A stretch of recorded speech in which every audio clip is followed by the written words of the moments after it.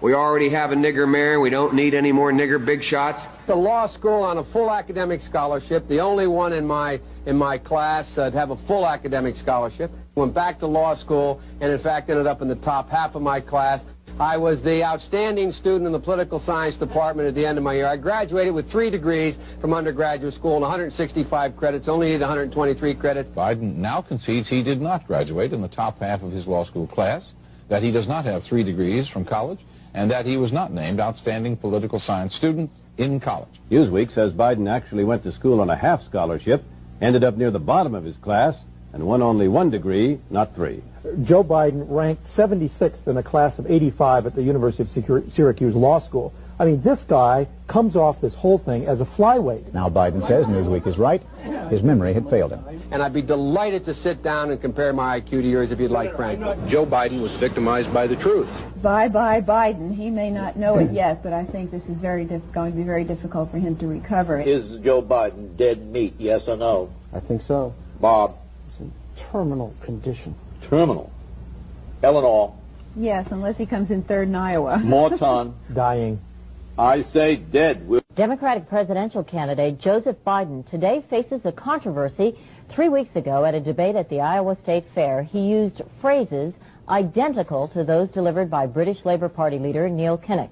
Biden seemed to be claiming Kinnock's vision and life as his own. Why is it that my wife is sitting out there in the audience, is the first in her family to ever go to college? Why is Gladys the first woman in her family in 1,000 generations to be able to get to university? My ancestors who worked in the coal mines in northeast Pennsylvania don't come up after 12 hours and play football. 8 hours underground and then come up and play football. It's because they didn't have a platform upon which to stand. There was no platform upon which they could stand. The notion that every thought or notion or idea you'd have to go back and find and attribute to someone, I think is, quite frankly, ludicrous. The problem here is that Senator Biden told his audience he'd just been thinking about these things, and he failed to give any credit at all to his famous British speechwriter. You know, I was thinking on the way over here. Now, that's a little too much, because, as you point out, what's behind the words? What's there? And a lot of people, the rap on Biden has always been that it's just a surface. I should have said, to paraphrase Neil Kinnock, it's the only time I didn't, and all the times I've ever used it. But CBS News found a tape of a second instance. It reappeared in the New York Times with a new charge, that Biden had appropriated a famous litany from the late Robert Kennedy about what the gross national product cannot measure. It cannot measure the health of our children. The health of our children. The quality of our education. The quality of their education. The joy of their play. Or the joy of their play. Biden gave Kennedy no credit. He has also quoted or paraphrased John Kennedy, Hubert Humphrey, and British Labour Party leader Neil Kinnock, all without credit. Joseph Biden admitted today that he committed plagiarism when he was in law school. He said it was a mistake, but that it was unintentional. He quoted 5 pages of someone else's work without proper citation. I've done some dumb things, and I'll do dumb things again. He was given an F. So, ladies and gentlemen, I've been dumb. To the political community in Washington, it all seems of a piece. Plagiarism at law school, plagiarism on the stump. The great communicator. Strike that. The great imitator. You don't steal verbatim, or when you do, as he did 99% of the time, you give credit. Biden's critics say he sells himself as a man whose words and visions can inspire a new generation in politics. But if the thoughts, phrases, and visions really belong to others, it's a form of false advertising. Is it a wise idea, though, to take something that personal, anyway, from another politician and try and appropriate it to your own campaign? I think it was a stupid thing to appropriate material that was really very personal, that was someone else's. Most people didn't know who he was, you know, Joe Biden, and now they're going to say, oh, yeah, he's the guy who plagiarized. That's a lot of people. Politically, that's devastating. These clips are devastating. He looks like a Joe Biden wind-up doll with somebody else's words coming out. If they're going to do things that are stupid as well as immoral, then they're probably too dumb to have the job of president. The voters are going to have to decide whether he was dishonest or dumb. If you have a problem figuring out whether you're for me or Trump, then you ain't black. And the kids used to come up and reach in the pool and rub my leg down so it was straight and then watch the hair come back up again. They'd look at it. So I learned about roaches. I learned about kids jumping on my lap. And I've loved kids jumping on my lap. We have this notion that somehow if you're poor, you cannot do it. Poor kids are just as bright and just as talented as white kids. Sorry. Go ahead. No, I probably best on Twitter. I was not out marching. You cannot go to a 7-Eleven or a Dunkin' Donuts unless you have a slight Indian accent. I'm not joking. And to get hot, I got hairy legs that turn turn blonde in the sun. And the kids used to come up and reach in the pool and rub my leg down so it was straight, and then watch the hair come back up again. They'd look at it. So I learned about roaches. I learned about kids jumping on my lap. And I've loved kids jumping on my lap. Poor kids are just as bright and just as talented as white kids. I tell you, if you have a problem figuring out whether you're for me or Trump, then you ain't black. They're going to put you all back in chains. 30 seconds or less. What kind of a chance would a northeastern liberal like Joe Biden stand in the South if you were running in Democratic primaries against Southerners like Mark Warner and John Edwards?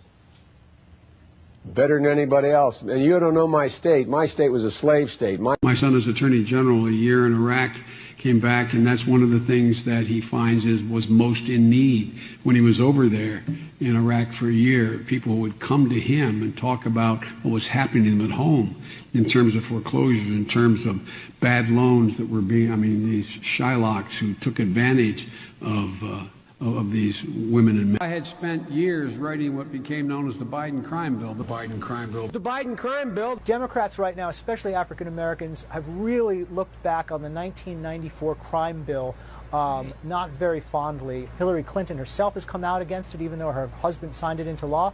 Well, the author of that crime bill was Joe Biden. The Biden crime bill. The Biden crime bill. Biden's 1994 crime bill, while implementing sweeping gun control, also helped fuel mass incarceration with financial incentives to keep people behind bars.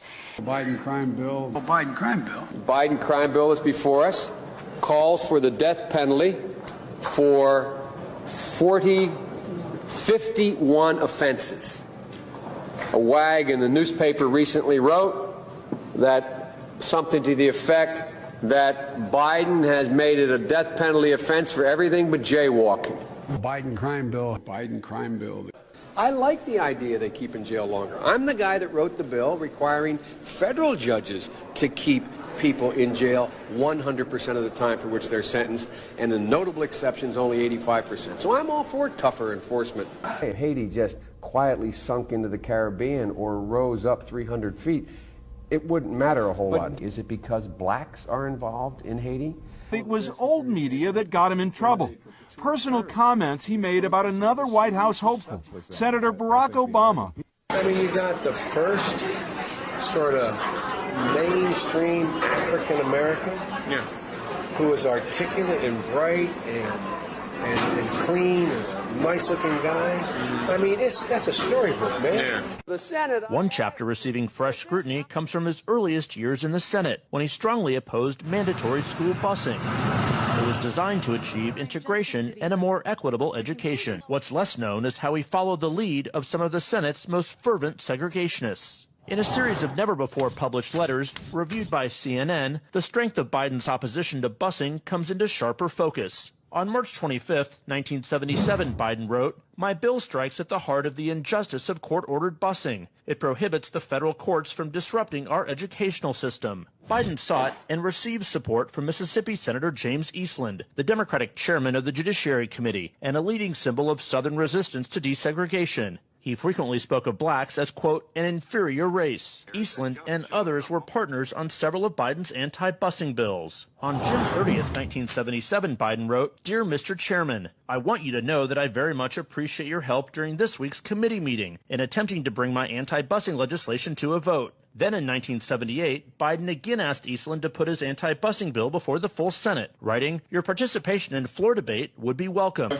Well, the fact that he would solicit the support of staunch segregationists, James Eastland as well as Jesse Helms, introducing legislation as opposing busing at that time. Now to the race for 2020 this morning and new backlash against former Vice President Joe Biden. He's refusing to apologize as he faces growing criticism over comments he made about being able to work with others in Washington. But his examples were segregationist senators 40 years ago. Apologize for what? I was actually it was hurtful to hear you talk about the reputations of two United States senators who built their reputations and career on the segregation of race in this country. And it was not only that, but you also worked with them to oppose busing. And, you know, there was a little girl in California who was part of the second class to integrate her public schools. And she was bused to school every day. And that little girl was me. To coddle the reputations of segregationists, of people who, if they had their way, I would literally not be standing here as a member of the United States Senate, is, I think, it's misinformed and it's wrong. 2020 rival Senator Cory Booker demanding an apology. Somebody running for president of the United States, somebody running to be the leader of our party, should know that using the word boy in the way he did can cause hurt and pain. Vice President Biden shouldn't need this lesson. The end result is they're about to knock my mother on the head with a lead pipe, shoot my sister, beat up my wife, take on my sons. So I don't want to ask what made them do this. They must be taken off the street. Increase the penalties. Increase them. I would put the son of a gun in jail. Put them to death. From the crack epidemic of the 80s to the crime wave of the 90s to the post-9/11 war on terror, throughout his career, Biden has represented the Democratic Party consensus, shifting his views to fit whatever best serves his own political career. Over his 44 years in the Senate and then as vice president, Biden was a leading architect of today's criminal justice system, which contributed to mass incarceration and the police misconduct that protesters are fighting back against today. When I wrote the original bill that started this whole process, the so-called Biden crime bill, I didn't call a liberal confab and write it. I didn't call any big society people and write it. I called the cops. A Democratic president wants 100,000 cops. A Democratic president wants to build 125,000 new prison cells. That's the secret. That somehow the Republicans tried to make the crime bill tougher. I say, poppycock. They didn't make anything tougher. Found out that this midnight basketball isn't getting them together a bunch of jive folks living in their city to do, try to see if they can be Michael Jordan. When they found out, they were keeping schools open. So gangs come off streets instead of out raping my mother, marauding me, robbing the local store. They're in a gymnasium, and my daughter will be safer, my wife will be safer, my mother will be safer, and I will be safer. And I will be happy. The 1994 crime bill drove up the local, state, and federal prison populations, and it tarnished the reputations of Biden and Bill Clinton, who signed it into law. Hey, Clinton! You didn't want to take pictures of my people here! We're still in jail for what you did!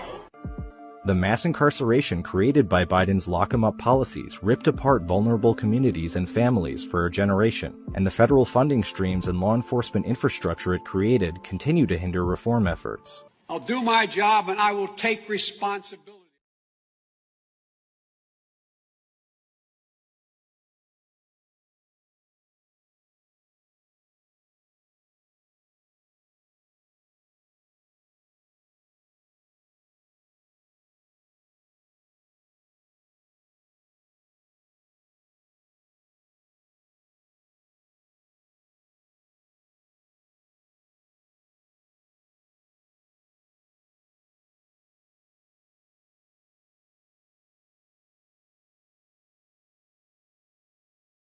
The civil rights of all people. Yes, and by the way, what you all know, but most people don't know, unlike the African American community, with notable exceptions, the Latino community is an incredibly diverse community. with incredibly different attitudes about different things. I'm sick of you disrespecting the black community.